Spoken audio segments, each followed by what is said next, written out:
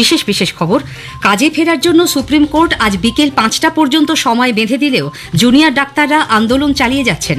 তাদের আলোচনায় বসার আমন্ত্রণ জানিয়ে ইমেল করেছে নবান্ন। ক্যাম্পাসে আরজিকর কাণ্ডে বিতর্কে জড়িয়ে পড়া চিকিৎসক, পড়ুয়া, অভিজ্ঞদের সব রকম কাজকর্মের ওপর নিষেধাজ্ঞা জারি করা হয়েছে। আরজিকর হাসপাতালে হুমকি সংস্কৃতির সঙ্গে জড়িত থাকার অভিযোগে 51 জন চিকিৎসকের বিরুদ্ধে নোটিশ জারি করেছেন কর্তৃপক্ষ। সন্দীপ ঘোষ সহ 4 জনকে 23শে সেপ্টেম্বর পর্যন্ত বিচার বিভাগীয় হেফাজতে পাঠিয়েছেন আলিপুরের বিশেষ আদালতের বিচারক। আরজিকর কাণ্ড নিয়ে তোলপাড়ের মধ্যেই রাজ্য সরকার শিশুদের ওপর যৌন নির্যাতনের অভিযোগের দ্রুত নিষ্পত্তিতে তৎপর হয়েছে। আসছি বিস্তারিত খবরে। কাজে ফেরার জন্য সুপ্রিম কোর্ট আজ বিকেল 5টা পর্যন্ত সময় বেঁধে দিলেও জুনিয়র ডাক্তাররা আন্দোলন চালিয়ে যাচ্ছেন। আজ তাদের স্বাস্থ্য ভবন সাফাই অভিযানে সামিল হন বহু সাধারণ মানুষ এবং বিশিষ্টজনেরা। একটি প্রতিবেদন। 5 দফা দাবি পূরণ না হওয়া পর্যন্ত রাস্তাতেই থাকবেন বলে অনর আরজিকর কাণ্ডের প্রতিবাদে আন্দোলনে সামিল হওয়া জুনিয়র ডাক্তাররা। সবে শুধু জুনিয়ররাই নয়, তাদের আন্দোলনে সহানুভূতি জানিয়ে তাদের সঙ্গে ইতিমধ্যে যোগ দিয়েছেন সমাজের বিভিন্ন ক্ষেত্রের অনেক সাধারণ মানুষ, এমনকি সাংস্কৃতিক ও বিনোদন জগতের চেনা মুখেরা। স্বাস্থ্য সচিব, স্বাস্থ্য অধিকর্তা, স্বাস্থ্য শিক্ষা অধিকর্তার পদত্যাগ সহ 5 দফা দাবি রেখেছেন তারা। এদিন বেলা 1:30 নাগাদ করুণাময়ী থেকে মিছিল করে স্বাস্থ্য ভবন পর্যন্ত আসেন আন্দোলনকারী চিকিৎসকেরা। লালবাজার অভিযানের প্রতীকী শিরদাঁড়ার মতো আজকের মিছিলে প্রতীকী মস্তিষ্ক নিয়ে পা মেলাতে দেখা যায় তাদের। স্বাস্থ্য ভবনের অধিকর্তাদের এই মস্তিষ্ক উপহার দেওয়ার সিদ্ধান্ত নিয়েছেন তারা। অনুজদের এই আন্দোলনকে পুরোপুরি সমর্থন জানিয়েছেন সিনিয়র চিকিৎসকরা। তাদের হুঁশিয়ারি, আন্দোলনরত পড়ুয়াদের বিরুদ্ধে রাজ্য সরকার পদক্ষেপ করলে আরও অশান্তি তৈরি হবে। জুনিয়র ডাক্তারদের দাবি, অবিলম্বে স্বাস্থ্যক্ষেত্রে সিন্ডিকেট ভাঙতে হবে, হাসপাতালে চিকিৎসকদের নিরাপত্তা সুনিশ্চিত করতে হবে এবং যত দ্রুত সম্ভব মেডিকেল কলেজগুলিকে নির্বাচিত ছাত্র ইউনিয়ন দিতে হবে। এদিকে রাজ্য সরকারের তরফে আন্দোলনরত চিকিৎসকদের আলোচনায় বসতে আহ্বান জানানো হয়েছে। এই মর্মে আজই তাদের ইমেল পাঠানো হয়েছে এবং যত দ্রুত সম্ভব বৈঠকে বসার আহ্বান জানানো হয়েছে বলে জানা যাচ্ছে। অভিরূপ ভট্টাচার্য, আকাশবাণী সংবাদ, কলকাতা। জুনিয়র ডাক্তারদের এই অভিযানে উপস্থিত ছিলেন অভিনেত্রী চৈতি ঘোষাল।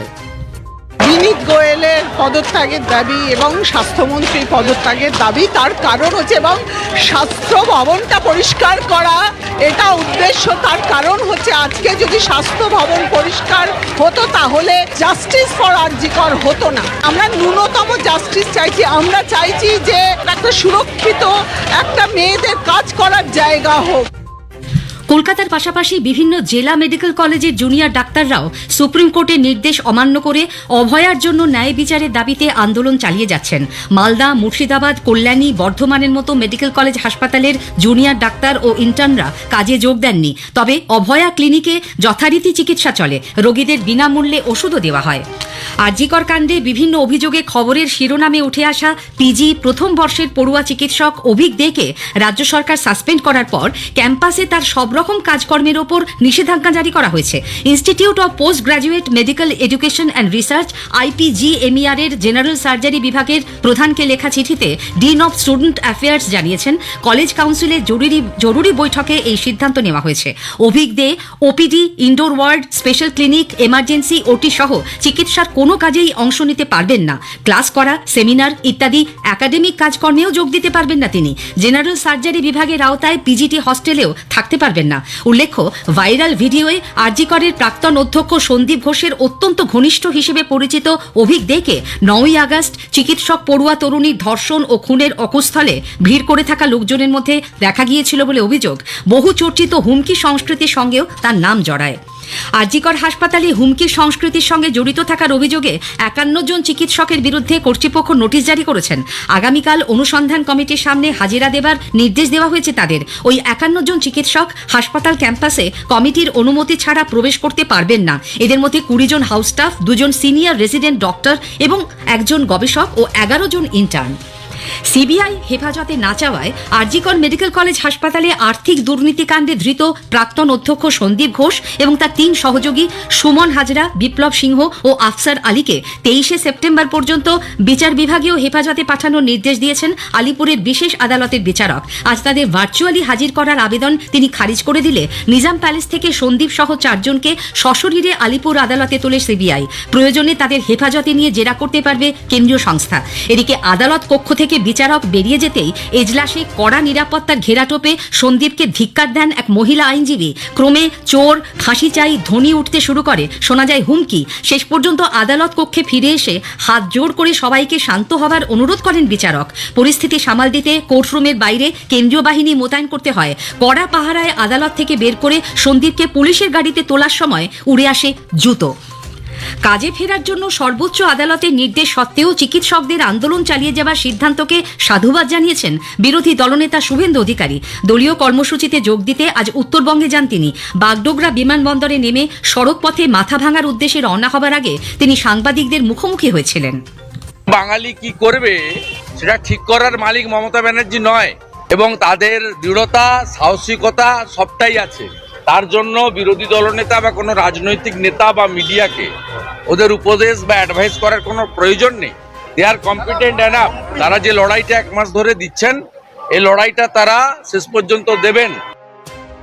এসএফআই, ডিওয়াইএফআই এবং এআইডিডব্লিউ এর মতো বাম সংগঠনগুলিও জুনিয়র চিকিৎসকদের আন্দোলন চালিয়ে যাওয়ার সিদ্ধান্তকে স্বাগত জানিয়েছে।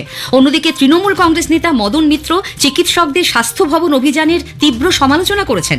আজ সাংবাদিকদের কাছে তিনি প্রশ্ন তোলেন, সবাই যদি পদত্যাগ করেন তাহলে স্বাস্থ্য ভবনটা চালাবে কে? কোচবিহারের মাথাভাঙায় আরজিকর কাণ্ডে ন্যায় বিচারের দাবিতে 4 সেপ্টেম্বর রাতে নাগরিক কর্মসূচি চলাকালীন তৃণমূল কংগ্রেস কর্মীদের হামলার প্রতিবাদে আজ মাথাভাঙা শহরে মিছিল করে বিজেপি।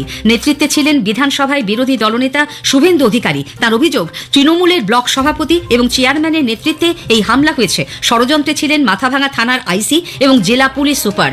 জুনিয়র ডাক্তারদের স্বাস্থ্য ভবন অভিযান প্রসঙ্গে শুভেন্দু অধিকারী বলেন, আন্দোলন যত আটকানো হবে লড়াই তত বাড়বে। স্থানীয় সংবাদ শুনছেন আকাশবাণী কলকাতা কেন্দ্র থেকে। আরজিকর কাণ্ড নিয়ে তোলপাড়ের মধ্যেই রাজ্য সরকার শিশুদের ওপর যৌন নির্যাতনের অভিযোগের দ্রুত নিষ্পত্তিতে তৎপর হয়েছে। নবান্নে আজ মুখ্যমন্ত্রী মমতা ব্যানার্জির নেতৃত্বে রাজ্য মন্ত্রিসভার বৈঠকে 5টি বিশেষ পক্সো আদালত তৈরির প্রস্তাব গৃহীত হয়। বৈঠকের পর অর্থমন্ত্রী চন্দ্রিমা ভট্টাচার্য জানান, ইতোমধ্যেই রাজ্যে 62টি পক্সো আদালত রয়েছে, এর মধ্যে 6টি ই আদালত। নতুন আদালতগুলি তৈরি হলে পক্সো আদালতের সংখ্যা বেড়ে হবে 67। শ্রীমতী ভট্টাচার্য জানান, রাজ্যে শিশুদের ওপর যৌন নির্যাতনের একটি ঘটনাও যাতে না ঘটে তা নিশ্চিত করতে দ্রুত বিচার দেবার উদ্যোগ নেওয়া হচ্ছে। আজকে বাচ্চাদের দিকে তাকিয়ে তাদের যাতে কোনো রকমের এরকম যৌন নির্যাতনের শিকার না হতে হয়, তার জন্য যে আইনি প্রক্রিয়ার মধ্য দিয়ে চলার দরকার এবং এই কোর্টগুলো স্থাপন করার দরকার, সেটা ইতিমধ্যেই রাজ্য সরকার পদক্ষেপ গ্রহণ করেছে এবং আজকেও এই প্রস্তাব গৃহীত হয় একটা আলাদা মাত্রা পেল যে রাজ্য সরকার কতটা এই সম্পর্কে সজাগ। মন্ত্রিসভার বৈঠকেও আরজিকর প্রসঙ্গ ওঠে বলে প্রশাসনিক সূত্রে খবর। এ বিষয়ে মুখ্যমন্ত্রী ছাড়া অন্য কেউ কোনো প্রতিক্রিয়া দেবেন না বলে মন্ত্রিসভার সদস্যদের জানিয়ে দেওয়া হয়েছে। চিত্র পরিচালকদের সংগঠন সাসপেন্ড করার পর এবার অরিন্দম শীলের বিরুদ্ধে থানায় এফআইআর দায়ের হলো। শ্লীলতাহানি ও কুপ্রস্তাবের অভিযোগে দক্ষিণ 24 পরগনার বিষ্ণুপুর থানায় এই অভিযোগ দায়ের করেন এক অভিনেত্রী। এদিকে মালায়ালাম সিনেমায় দীর্ঘদিন ধরে চলে আসা যৌন হেনস্থার বিষয়টি বিচারপতি হেমা কমিশনের রিপোর্টে প্রকাশ্যে আসার পর তারই ধাঁচে বাংলা চলচ্চিত্রের সঙ্গে যুক্ত মহিলাদের সুরক্ষায় বিশেষ কমিটি তৈরি করার ব্যাপারে রাজ্য সরকার চিন্তাভাবনা করছে বলে জানা গেছে। অভিনেত্রী রীতাভরি চক্রবর্তী আজ সন্ধ্যায় নবান্নে মুখ্যমন্ত্রী মমতা ব্যানার্জির সঙ্গে সাক্ষাৎ করেন। আলোচনার বিষয়বস্তু নিয়ে সরকারিভাবে কিছু না জানানো হলেও টালিগঞ্জের স্টুডিও পাড়ার একাধিক পরিচালকের বিরুদ্ধে শ্লীলতাহানি ও যৌন হেনস্থার অভিযোগ ওঠায় বিষয়টি নিয়ে তাদের মধ্যে কথা হয় বলে মনে করা হচ্ছে। গরু পাচার মামলায় জেলবন্দি তৃণমূল কংগ্রেস নেতা অনুব্রত মণ্ডলের মেয়ে সুকন্যা মণ্ডলের জামিন মঞ্জুর করল দিল্লি হাইকোর্ট। 2023 সালের 26 এপ্রিল ইডির হাতে গ্রেপ্তার হবার পর প্রায় 15 মাস তিনি জেলে ছিলেন। সিপিআইএম এর সাধারণ সম্পাদক সীতারাম ইয়েচুরি নতুন দিল্লির এইমসের আইসিইউতে চিকিৎসাধীন। শ্বাসনালী সংক্রান্ত সংক্রমণে তার চিকিৎসা চলছে। রেসপিরেটরি সাপোর্টে রাখা হয়েছে তাকে। বহু বিভাগীয় চিকিৎসকের দলের অধীনে তার শারীরিক পরিস্থিতির ওপর নজর রাখা হচ্ছে। শেষ করার আগে স্থানীয় সংবাদের বিশেষ বিশেষ অংশ আরেকবার। কাজে ফেরার জন্য সুপ্রিম কোর্ট আজ বিকেল 5টা পর্যন্ত সময় বেঁধে দিলেও জুনিয়র ডাক্তাররা আন্দোলন চালিয়ে যাচ্ছেন। তাদের আলোচনায় বসার আমন্ত্রণ জানিয়ে ইমেল করেছে নবান্ন। আরজিকর কাণ্ড নিয়ে তোলপাড়ের মধ্যেই রাজ্য সরকার শিশুদের ওপর যৌন নির্যাতনের অভিযোগের দ্রুত নিষ্পত্তিতে তৎপর হয়েছে। স্থানীয় সংবাদ শেষ হলো।